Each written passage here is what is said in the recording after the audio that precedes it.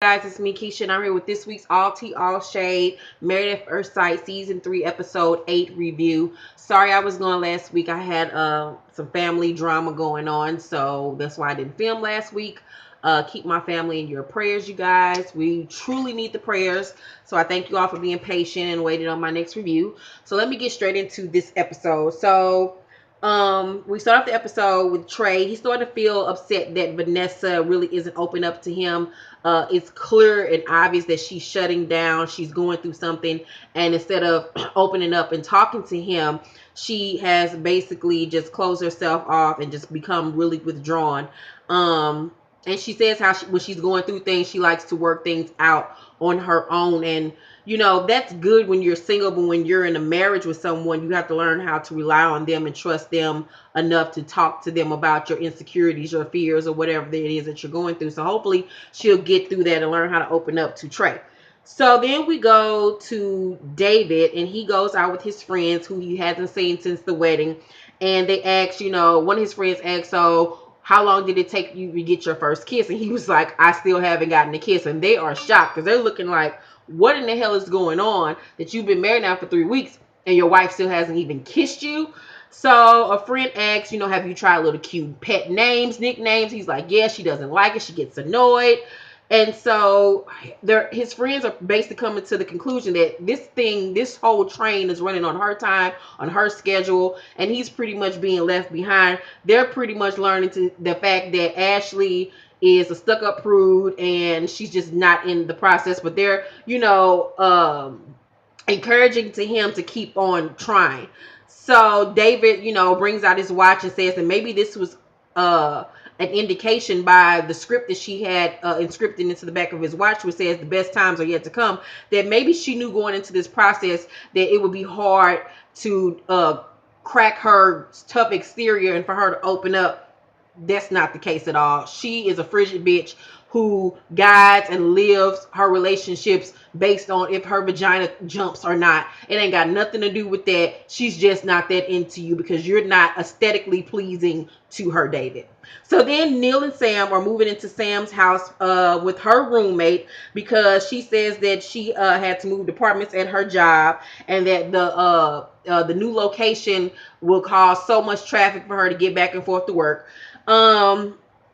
So then Trey and Vanessa talk to Dr. Joseph, and Trey, tells Dr. Joseph that Vanessa really isn't opening up and really isn't telling her feelings to him. So they have a couples therapy with Dr. Joseph, and Dr. Joseph tells her to tell him the issues that she have been dealing with her, feelings and why she doesn't open up. So Vanessa tells Trey that, she's been dealing with the fact that her dad left and that she hasn't talked to Trey about it because she's still dealing with it. And Trey understands where she's coming from to have, your father in your life for 18, 17 years, and for him to one day up and leave is a big thing for someone to go through.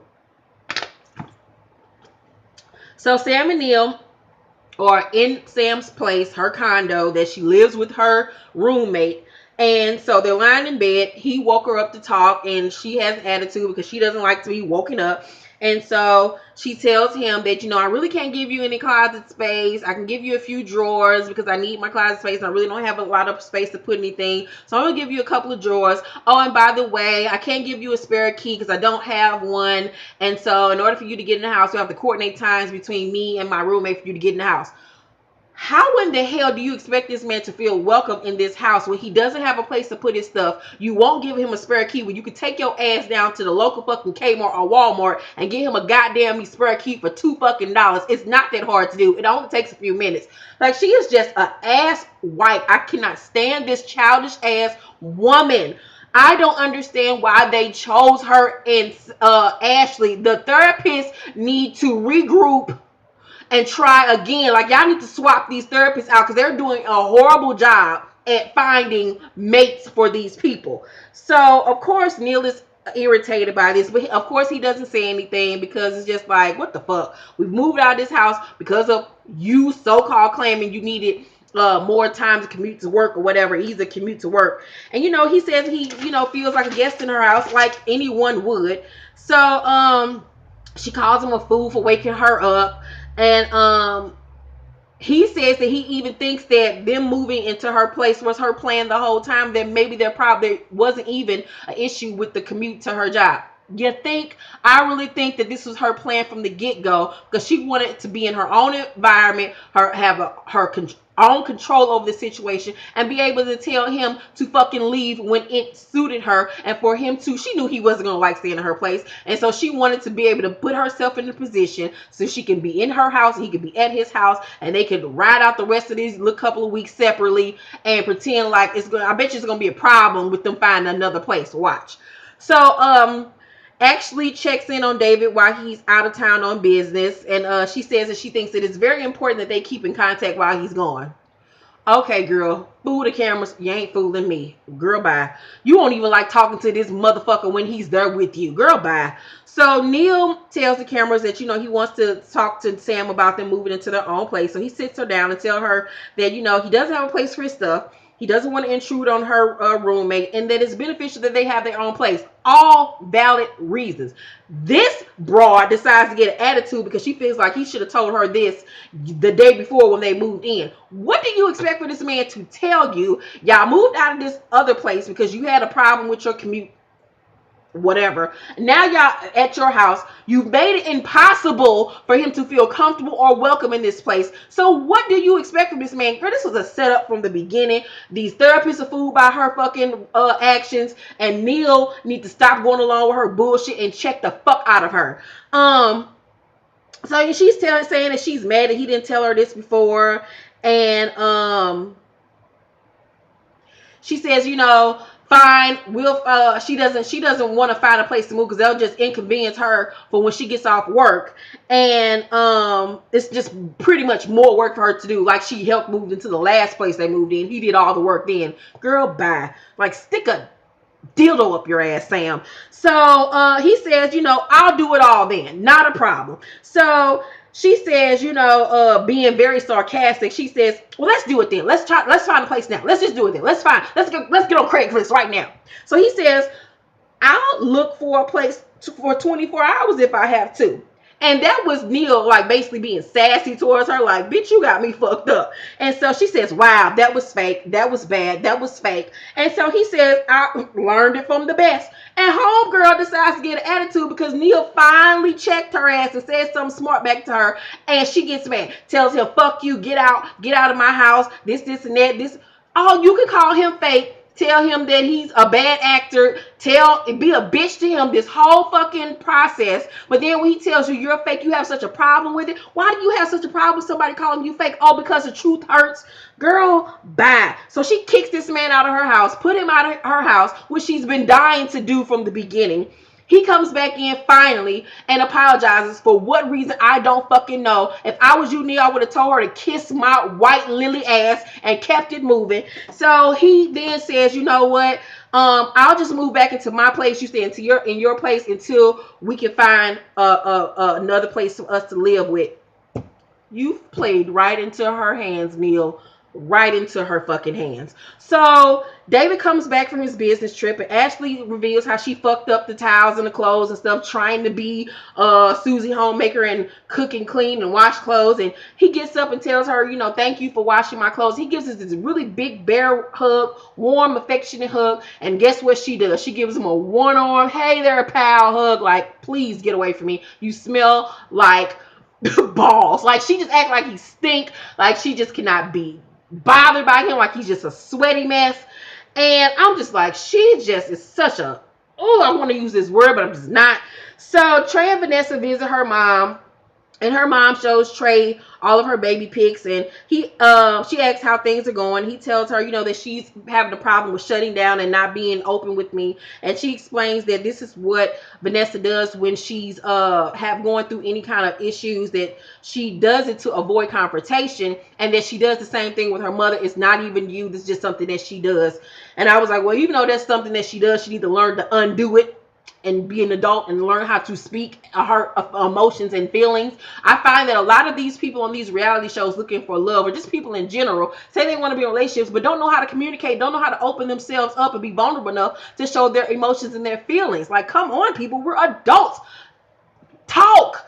So Dr. Joseph goes to see Neil and Sam to talk about their liver situation, and he wonders if Sam's stress levels affect how she reacts to Neil. Sorry, Dr. Joseph, that's not the problem. She's just a big cunt. I'm sorry. Let's just put it out there. She is a douchebag, a dickhead. She is a baby bitch. Like, oh my God, she is the worst human being ever. She is childish as fuck. She should not have been allowed to mate with anybody. She doesn't even know how to be in a relationship with herself, let alone somebody else. She was a poor choice as a mate or a wife to be with somebody else. This is just her personality. This has nothing to do with this girl's stress level. Sorry, Dr. Joseph. Try again. So Dr. Joseph goes to see David and Ashley, and she tells Dr. Joseph that she feels zero chemistry towards David.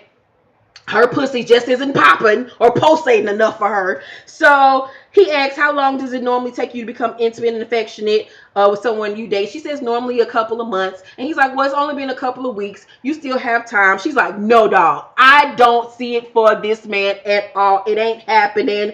My vagina is not doing somersaults for this man. I don't see it for him. So she starts crying because she says she feels bad that they don't feel like a married couple at all. So Dr. Joseph brings David back in. He tells Ashley to tell David how she's feeling, and that this is a pattern in her past relationship that she leads with, being attracted to someone, and their looks is what, is her first thing that she goes for in a relationship. And I'm like, well, girl, obviously this has not worked for you. You basing your relationships in the beginning off looks and attraction, because that's what landed your ass on a fucking reality show trying to marry a complete and utter stranger. Y'all hoes gonna get enough of looking for men and their looks. Looks ain't gonna pay the bills. Looks ain't gonna come home every night. Looks ain't gonna be there to comfort you through good times and bad, through sickness and health. Looks ain't gonna, love you unconditionally when you're going through whatever you're going through. Looks gonna get your ass cheated on, you big dummy. So she's saying that, she's trying to get there, but she just isn't. And David, of course, his feelings are hurt, because she's not attracted to him. He's trying his heart out. This poor man is trying his hardest to make this girl feel comfortable, to feel, that he's there, he's trying. And then Dr. Joseph goes on to say, well, let's just take all the pressure of intimacy and attraction off the table, and ask David is he okay with it. And David says, you know what?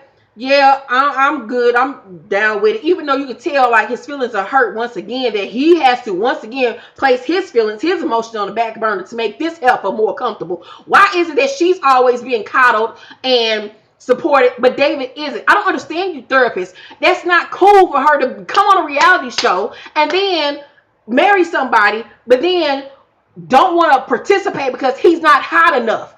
Grow up, dingbat. So Ashley makes the face like lies, and she's like, if I didn't want to go through with it, I wouldn't agree with it. So even Ashley says, she's been given some tools to help her, but she really doesn't know what to do, because these therapists are not helping these people. They're not giving them the real tea, the real criticism, the real critiques that they need. I don't understand what these therapists are here for. They're coddling them. He should have told her, bitch, get it together. Open your mind, open your brain, grow up, be an adult, participate, or fucking ship the fuck out. Good God, get me in there. Please, producers, get me in there to get these people the fuck together. So Neil plans a party for Sam's birthday. He takes her to Agatha's murder mystery dinner, and she feels like they're getting closer. And this is how he envisioned their marriage being from the start. They're having a really good day. And I'm like, it's just for today, Neil. Don't get your panties in a bunch. So then the last scene is Trey and Vanessa.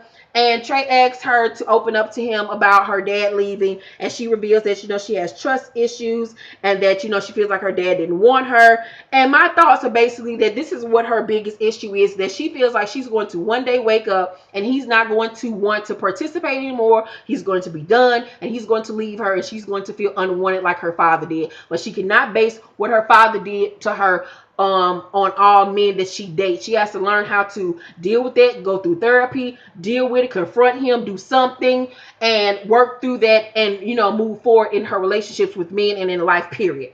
So that is my review on Married at First Sight. I give tonight's episode a B+. It was very entertaining. I just don't like what's going on with these therapists and the people that they're choosing. These girls need to be taken off. They need to find a better way to screen these people, because they find the most craziest people, unless they're doing this on purpose for rating purposes.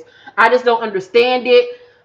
Therapists, y'all get an F minus from me and for the viewers because we don't understand y'all logic of putting these people together. Y'all need to do better. Leave your comments below in the comment section. Please like, subscribe, and share with your friends. Love you all. Bye.